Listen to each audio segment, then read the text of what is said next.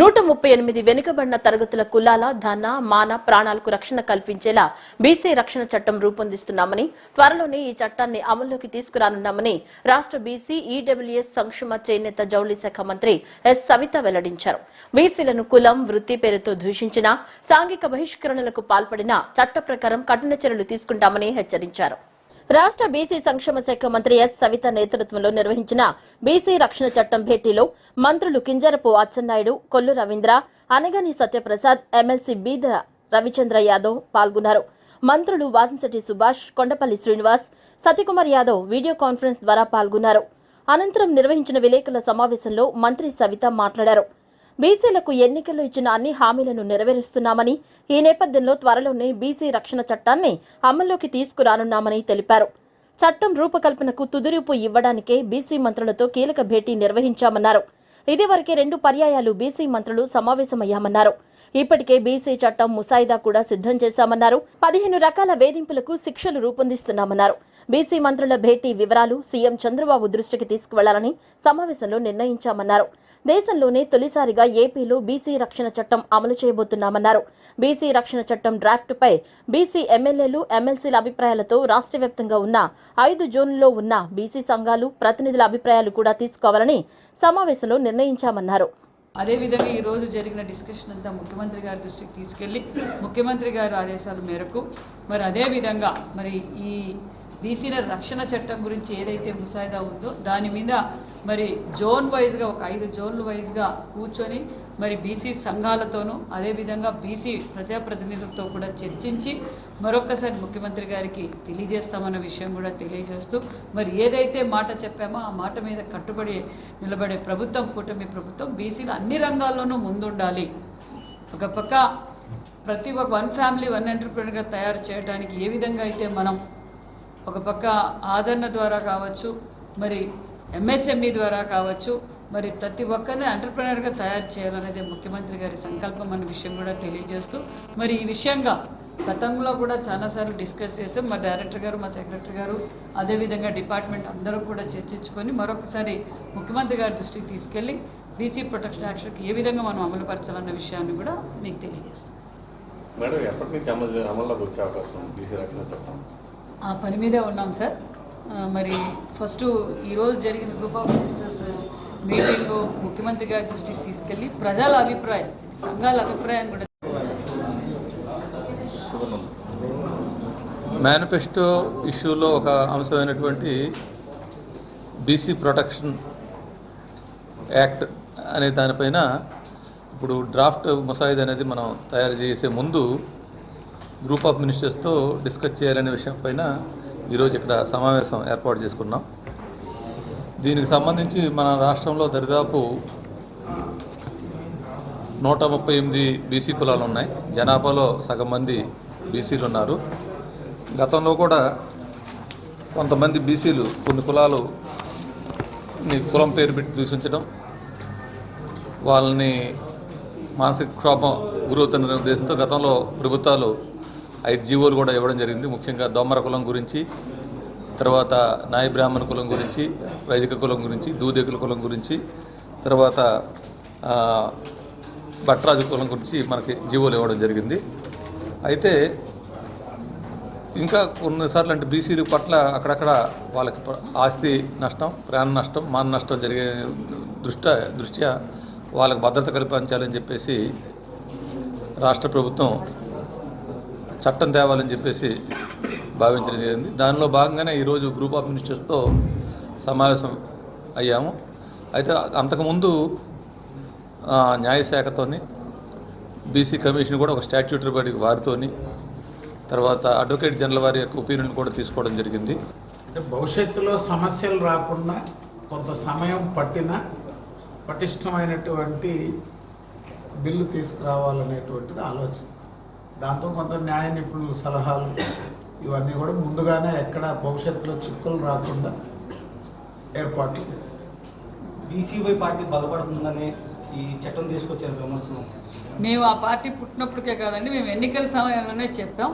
Telugu Desam party వ్యవస్థాపకులు నందమూరి తారక రామారావు గారు వచ్చిన తర్వాత బీసీలకు ఈరోజు అన్ని రంగాల్లోనే అవకాశం వచ్చింది. ఎవరి కోసమో కాదు, మేము ఎన్నికల సమయంలో మా యోగాల అధినేత నారా లోకేష్ బాబు గారు బీసీలు పడుతున్న కష్టాలు, బీసీలపై ఏ విధంగా మరి ఆస్తులపై కావచ్చు, ప్రాణ నష్టం కావచ్చు, దూషించడం కావచ్చు, కళ్ళారా ఆయన చూశారు కాబట్టి ఆ రోజు చెప్పారు. మరి ఈరోజు వాళ్ళు వచ్చారేమో కానీ గతంలోనే మేము ఇది ఎన్నికల సమయంలోనే మేనిఫెస్టోలో కూడా పెట్టాం. సెంట్రల్ నియోజకవర్గంలో గత ప్రభుత్వం పట్టించుకుని రైల్వే పెండింగ్ ప్రాజెక్టులను త్వరితగతిన పూర్తి చేస్తామని ఎంపీ కేశినేని శివనాథ్, ఎమ్మెల్యే బోండా ఉమా తెలిపారు. గత ప్రభుత్వ వైఫల్యాలను, కూటమి ప్రభుత్వ అభివృద్ధిని ప్రజలకు తెలియజేస్తామని చెప్పారు. సెంట్రల్ నియోజకవర్గం 1వ డివిజన్ మధురా నగర్ పప్పుల మిల్లు సెంటర్ వద్ద ఉన్న రైల్వే గేటు ప్రాంతాన్ని MP Kesineni Sivanath, MLA Bonda Uma railway నగరపాలక సంస్థ అధికారులతో కలిసి క్షేత్రస్థాయిలో పరిశీలించారు. ఈ సందర్భంగా ఆర్యూబీ లేదా ఆర్ఓబీ నిర్మాణానికి సంబంధించిన సాధ్యాసాధ్యాలను పరిశీలించారు. ఈ సందర్భంగా ఎంపీ కేశినేని శివనాథ్ మాట్లాడుతూ 2019-24 మధ్య విజయవాడ నగరాభివృద్ధి నిలిచిపోయిందన్నారు. గత పాలకులు అభివృద్ధి కంటే ఇతర విషయాలపైనే దృష్టి పెట్టారని విమర్శించారు. 2024లో తాను ఎంపీగా, బోండా ఉమ ఎమ్మెల్యేగా ఎన్నికైన తర్వాత సెంట్రల్ నియోజకవర్గంలో పెండింగ్లో ఉన్న రైల్వే ప్రాజెక్టులపై ప్రత్యేక దృష్టి పెట్టామని తెలిపారు. గుణదలలో ఎల్సీ గేట్ నెంబర్ 8, 316 ప్రాజెక్టుల మంజూరుకు చర్యలు తీసుకున్నామని, వాంబే కాలనీ, మధురానగర్ మధ్య ఆర్యూబీకి అనుమతి తెచ్చామని చెప్పారు. అలాగే కొత్త రాజరాజేశ్వరిపేట, పాత రాజరాజేశ్వరిపేట మధ్య రైల్వే వంతెన నిర్మాణం, మధురానగర్ పప్పుల మిల్లు గేటు వద్ద ప్రజలకు ఇబ్బంది లేకుండా ఆర్యూబీ లేదా ఆర్ఓబీ నిర్మాణం చేపట్టేలా చర్యలు తీసుకుంటామని తెలిపారు. గుణదల ప్రాంత అభివృద్ధిని అక్కడి నాయకులు పట్టించుకోలేదని, గొప్పలు చెప్పుకోవడం తప్ప ఆ ప్రాంతానికి అభివృద్ధి చేయలేదని విమర్శించారు. సెంట్రల్ నియోజకవర్గం మనం చూసాం. 2014-19 కాలంలో ఆయన శాసనసభ్యుడిగా ఉన్నప్పుడు సెంట్రల్ నియోజకవర్గం యొక్క స్థితి ఏ విధంగా మారిందో మనం అందరం కూడా కళ్ళారా చూసాం. 2019 నుంచి అధికారం మారగానే ఈ నియోజకవర్గంలోనే కాదు ఎక్కడా కూడా ఒక్క రాయి వేసిన దాఖలు లేవు. ఆయన శాసనసభ్యుడిగా మళ్ళీ 2024 ఎన్నికవ్వగానే, నేను పార్లమెంట్ సభ్యుడిగా ఎన్నికవ్వగానే మేమిద్దరం కలిసి ఇక్కడ ఉన్న కేంద్ర ప్రభుత్వం నుంచి రైల్వేలు, ఈ నియోజకవర్గం నిండా ఎన్నో రైల్వే లైన్లు వెళ్తున్నాయి, ఆ రైల్వే లైన్లకి ఎంతో ట్రాఫిక్ బ్లాక్ అవుతుందని వారు నన్ను దగ్గరుండి తీసుకువెళ్ళి అన్నింటినీ మేమిద్దరం పరిశీలించిన తర్వాత దీన్ని నిరంతరం ఆయన మానిటరింగ్ చేస్తాం. నాకు ఒక టైంలో అయితే ఆయన మానిటరింగ్ చేసి, సార్ మీరు చేయకండి, నేను ఏదో ఒకటి చేసుకొస్తాను, మీరు నిరంతరం రోజు ఫోన్ చేస్తే నాకు కూడా కొంచెం భయంగా ఉందన్నట్టు చెప్పాను. అట్లా ఆయన నిరంతరం నన్ను అప్రమత్తం చేసి ఇక్కడ ఉన్న ఈ నియోజకవర్గంలో మెయిన్ సమస్యలైన ఎల్సీ నెంబర్ 8, ఎల్సీ నెంబర్ 316 రెండు గుండెల ప్రాంతంలో ఉన్నాయి. అది కాకుండా ఎల్సీ నెంబర్ 7, ఈ ప్రాంతంలో ఉన్న ఎల్సీ నెంబర్ 7, దీనికి తోడు కొత్త రాజేశ్వరిపేట, పాత రాజేశ్వరిపేట మధ్య ఎల్సీ నెంబర్ 1E, దీనికి తోడు బాంబే కాలనీ నుంచి మేము ఆ రోజు అక్కడికి వెళ్ళాం. బాంబే కాలనీ నుంచి మధురానగర్లో వెళ్ళే దగ్గర గేట్ లేకపోయినా 1,00,000 మంది నివసిస్తున్న బాంబే కాలనీ నుంచి మధురానగర్కి కనెక్ట్ చేస్తే సిటీకి బాంబే కాలనీ అత్యంత దగ్గరగా ఉంటుంది కాబట్టి అక్కడ వేయాలి కంపల్సరీ అని వారు చెప్పిన మీదట అక్కడికి వెళ్ళి పరిశీలించి రైల్వే మంత్రి గారిని కలిసి అక్కడ ఆర్యూబీ కూడా శాంక్షన్ చేసుకోవడం జరిగింది. త్వరలో వీటన్నిటి పనులు మొదలవుతాయి. ఇవాళ ప్రత్యేకంగా గుండెల ప్రాంతం గురించి ఒకటే చెబుతాను. ఎంతోమంది మహానాయకులు వచ్చామని చెబుతూ ఉంటారు. ఒక్కళ్ళు కూడా గుండెల ప్రాంతంలో ఒక్క మట్టి కూడా నాయకులందరూ ఉండి ఇవాళ ఊరు పేరు గొప్ప, ఊరికి దెబ్బ అన్నట్టు ఆ ప్రాంతంలో ఏదన్నా కార్యక్రమాలు చేశారంటే అది బోండా ఉమా గారి ఆధ్వర్యంలోనే జరిగినాయి. మళ్ళీ త్వరలో ఇక్కడ ఉన్న ఈ రైవస్ కాలువ కట్టగోడ మీద కూడా రోడ్డు రాబోతుంది. అన్నిటికన్నా ముఖ్యంగా వారి ఆధ్వర్యంలో ఎల్సీ నెంబర్ 8, 316 చూపించి ఎప్పటి నుంచో గుండెల ప్రాంతంలో ఉన్న ఇబ్బందులను తొలగించి గుండెల ప్రాంత వాసులకి ఉన్న సమస్యల్ని వదిలిస్తాం. 2024 ఎన్నికల్లో తెలుగుదేశం ప్రభుత్వం అధికారంలోకి వచ్చినాక ఇక్కడ పార్లమెంట్ సభ్యుడిగా కేశినేని శివనాథ్ చిన్ని గారు, స్థానిక శాసనసభ్యుడిగా నేను ఎన్నికైన తర్వాత మూలపడిపోయినటువంటి ప్రాజెక్టులన్నింటినీ కూడా మళ్ళీ ట్రాక్లో పెట్టాం. 2009లో గుణదల్లోని ఆర్ఓబి గేట్ నెంబర్ 8ని 2009లో ఆనాటి కాంగ్రెస్ గవర్నమెంట్ స్టార్ట్ చేశారు. అందిన కాడికి దోచుకొని తినేసి ఆ కాంట్రాక్టర్ని భయపెట్టి వీళ్ళ అవినీతి దెబ్బకి కాంట్రాక్టరు ఆర్ఓబి వంతుని వదిలేసి వెళ్ళిపోయాడు. దాని తర్వాత మేము అధికారంలోకి వచ్చాం. కానీ 2014-19 మధ్యలో ఆ కాంట్రాక్టరు కోర్టుకు వెళ్ళాడు. ఆర్బిట్రేషను బిల్లులు పెండింగ్ ఉంది, కోర్టుకు వెళ్ళటం వల్ల న్యాయ పరిధిలో ఉన్న అంశాన్ని స్టేట్ గవర్నమెంట్ ట్యాకప్ చేయలేకపోయింది. తర్వాత 2019లో కోర్టు కేసు తీసేశారు. కానీ ఆనాటి ప్రభుత్వం 2019-24 మధ్య ఎక్కడా కూడా దాన్ని ఎక్కడ వేసిన గొంగళి అక్కడే. ఆ రోజు ఉప ముఖ్యమంత్రి వచ్చాడు, రైల్వే మన ఆర్ఎన్బి మంత్రి వచ్చాడు, అందరూ వచ్చారు కానీ ఉట్టి షో చేసి వెళ్ళిపోయారు తప్పితే గుణదల ఒలోచార్ కంపెనీ దగ్గర ఆర్ఓబి నెంబర్ 8 అనేది ఎక్కడా ఎవరు పట్టించుకోవాలా. మళ్ళా 24లో పార్లమెంట్ సభ్యుడిగా శివనాథ్ చిన్ని గారు, నేను ఎమ్మెల్యే గెలిచినాక దాని మీద నిరంతరం మానిటరింగ్ పెట్టాం, నిరంతరం ఫాలో అప్. ఇప్పటికే జిఎం లెవెల్లో, డిఆర్ఎం లెవెల్లో, ఏడిఆర్ఎం లెవెల్లో స్థానికంగా అనేక సార్లు ఇక్కడ ఇంజనీర్లు అందరితో మీటింగ్ పెట్టి దాన్ని ఒక కొలికి తీసుకొచ్చాం. ఈ శ్రమ, ఈ ప్రయత్నం, లోపం లేని, విరామం లేని పోరాటం వల్ల ఒక ఫలితాలు సాధించాం. ఎవరైనా ఉద్దేశపూర్వకంగా గ్యాస్ కృత్రిమ కొరత సృష్టించి ప్రజలను ఆందోళనకు గురి చేస్తే వారిపై అత్యంత కఠిన చర్యలు తీసుకుంటామని మంత్రి పయ్యావుల కేశవ్ హెచ్చరించారు. సిలిండర్ బుకింగ్ ఆన్లైన్లోనే ఉండాలని స్పష్టం చేసినట్లు వెల్లడించారు. సిలిండర్ కావాలంటే ఓటీపీ ఉంటేనే ఇస్తారని, బ్లాక్ మార్కెటింగ్ కు తరలిపోకుండా ఓటీపీ పద్ధతిలోనే సిలిండర్ ఇస్తారని మంత్రి తెలిపారు. రాష్ట్రంలో గ్యాస్ సరఫరా పరిస్థితులపై మంత్రులు పయ్యావుల కేశవ్, అచ్చెన్నాయుడు విజయవాడలోని పౌర సరఫరాల శాఖ భవన్లో ఉన్నత స్థాయి సమీక్ష నిర్వహించారు. ఈ సమావేశానికి పౌర సరఫరాల శాఖ ఉన్నతాధికారులతో పాటు ఆయిల్ కంపెనీల ప్రతినిధులు హాజరయ్యారు. రాష్ట్రంలో గ్యాస్ కొరత లేకుండా చూసేందుకు కేంద్రంతో సమన్వయం చేసుకుంటూ క్షేత్రస్థాయిలోని వాస్తవ పరిస్థితులకు అనుగుణంగా ప్రణాళికలు రూపొందించాలని అధికారులకు మంత్రులు దిశానిర్దేశం చేశారు. ఎవరైనా ఉద్దేశపూర్వకంగా గ్యాస్ కృత్రిమ కొరత సృష్టించి ప్రజలను ఆందోళనకు గురిచేస్తే వారిపై అత్యంత కఠినమైన చర్యలు తీసుకుంటామని హెచ్చరించారు.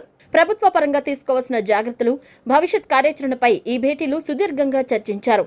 ఆందోళనతో ఎక్కువ మంది గ్యాస్ సిలిండర్లు బుక్ చేస్తున్నారని మంత్రి పయ్యావుల అన్నారు. పైపుడు గ్యాస్ కంపెనీలతోనూ సమావేశమవుతామని వెల్లడించారు. సిలిండర్ బుకింగ్ ఆన్లైన్లోనే ఉండాలని స్పష్టం చేసినట్లు వెల్లడించారు. సిలిండర్ కావాలంటే ఓటీపీ ఉంటేనే ఇస్తారని, బ్లాక్ మార్కెటింగ్ కు తరలిపోకుండా ఓటీపీ పద్ధతిలోనే సిలిండర్ ఇస్తారన్నారు. ప్రజలకు ఎక్కడా ఇబ్బందులు కలగకుండా ఏర్పాట్లు చేస్తున్నామని, అందరూ సహకరించాలని మంత్రి పయ్యావుల కేశవ్ కోరారు.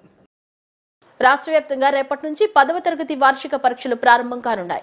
కృష్ణా జిల్లాలో పరీక్షల నిర్వహణకు అన్ని ఏర్పాట్లు పూర్తయ్యాయని జిల్లా విద్యాశాఖ అధికారి యువి సుబ్బారావు తెలిపారు. జిల్లాలో 148 కేంద్రాల్లో 22,232 మంది విద్యార్థులు పరీక్షలు రాయనున్నారు. కేంద్రాల వద్ద సెక్షన్ 144 అమల్లో ఉంచి పటిష్టమైన బందోబస్తు ఏర్పాటు చేసినట్లు తెలిపారు. విద్యార్థులు ఆందోళన చెందాల్సిన అవసరం లేదని, 10 నిమిషాలు ఆలస్యమైన పరీక్షా కేంద్రంలోకి అనుమతి ఉంటుందని చెప్పారు.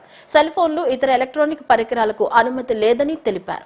ఎస్ఎస్సి ఎగ్జామినేషన్స్ రాష్ట్ర వ్యాప్తంగా నిర్వహించడం జరుగుతోంది.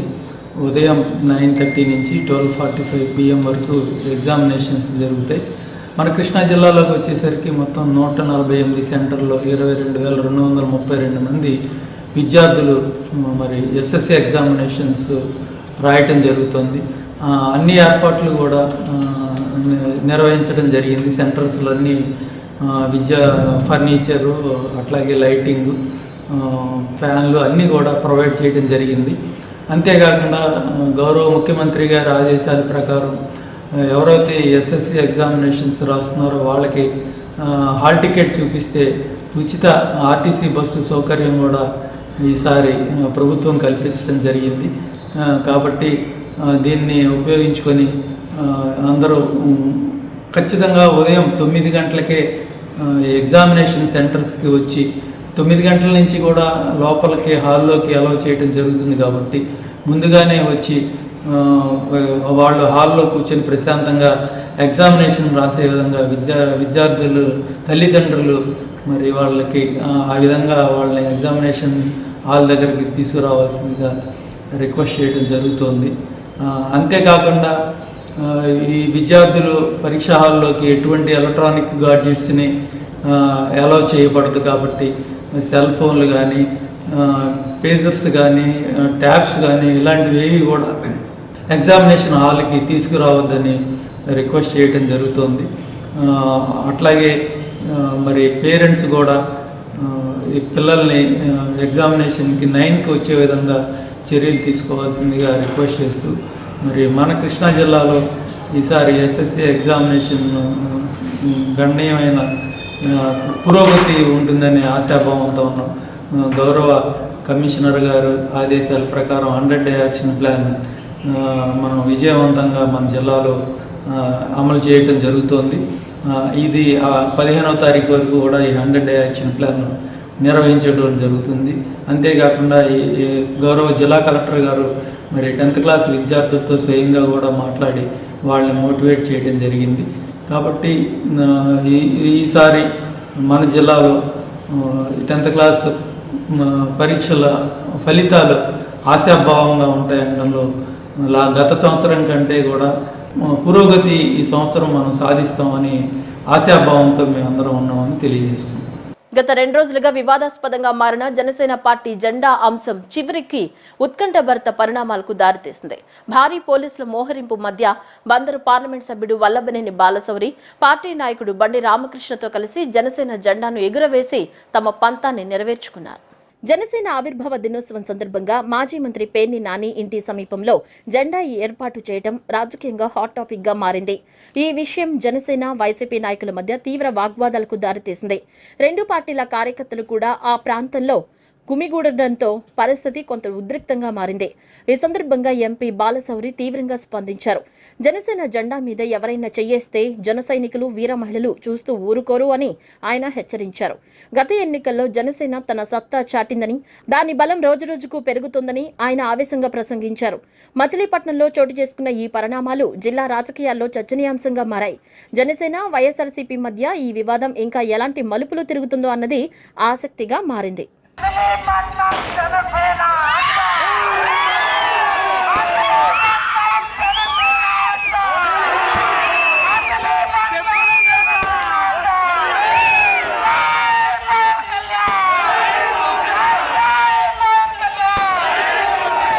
మాజీ సీఎం జగన్మోహన్ రెడ్డి పాలనపై గుంటూరు వెస్ట్ ఎమ్మెల్యే గల్లా మాధవి తీవ్ర స్థాయిలో విమర్శలు గుప్పించారు.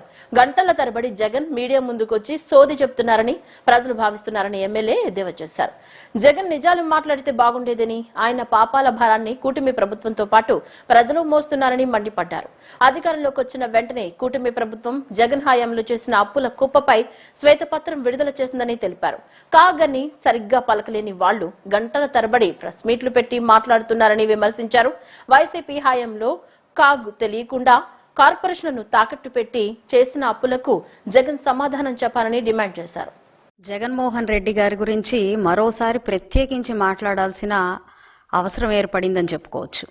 ఎందుకంటే అనుకున్న ప్రతిసారి కూడా ఎందుకులే ఇతగాడి గురించి మనం మాట్లాడాలి, గడిచిన ప్రభుత్వం, గత ప్రభుత్వం, వైసీపీ ప్రభుత్వం అని మాటి మాటికి మనం గుర్తు చేసుకొని మాట్లాడాల్సిన అవసరం ఏముందిలే, మనం ఎంతో అభివృద్ధి చేస్తున్నాం, ప్రజలందరూ చాలా ఆనందంగా ఉన్నారు, కూటమి ప్రభుత్వం ఏర్పడిన తర్వాత ఇచ్చిన ప్రతి హామీతో ముందుకు వెళ్తున్నాం, మనకి ప్రజల ఆకాంక్ష నెరవేర్చడం, అదేవిధంగా అభివృద్ధి పరచడం మాత్రమే మన లక్ష్యాలుగా మనం ముందుకు వెళ్తున్నప్పటికీ మరి గత ప్రభుత్వం యొక్క పాపాలు తప్పులు ఏవైతే ఉన్నాయో అవి వాళ్ళు మరీ నిరంతరం సిగ్గు లేకుండా, ఒక అవగాహన లేకుండా, బుద్ధిమాంద్యంతో ప్రతిసారి కూడా ప్రెస్ మీట్లు పెట్టి మరీ మాట్లాడుతున్నప్పుడు ప్రజలు వాటిని వారు చెప్పిన విధంగానే నమ్మేసి మభ్యపడిపోతారు అనే ఒక ఆశతో 3 గంటలు 4 గంటలు కూర్చొని మైకుల ముందు ఒక 4 మైకుల ముందు పేర్చుకొని మాట్లాడుతూ ఉంటే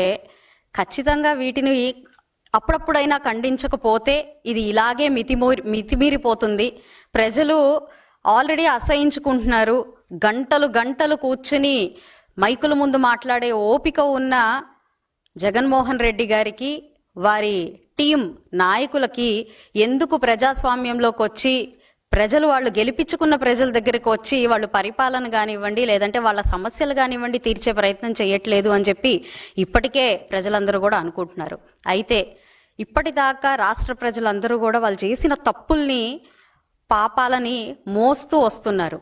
తప్పుల్ని శిక్షగా భరించి ఈరోజు 11 సీట్లకు మిగిల్చి వాళ్ళు మంచి నిర్ణయం తీసుకున్నారని ఊపిరి పీల్చుకుంటుండగా మళ్ళీ గత పాపాలని మళ్ళీ కూడా మర్చిపోనివ్వకుండా పదే ప్రెస్ మీట్లు పెట్టి వాళ్ళకు గుర్తు చేసే ప్రయత్నం చేస్తూ సెల్ఫ్ గోల్ వేసుకుంటూ మరీ వెధవలమి అని అనిపించుకునే ప్రయత్నం మాత్రం చేస్తున్నారు. బులెటిన్లో షార్ట్ బ్రేక్.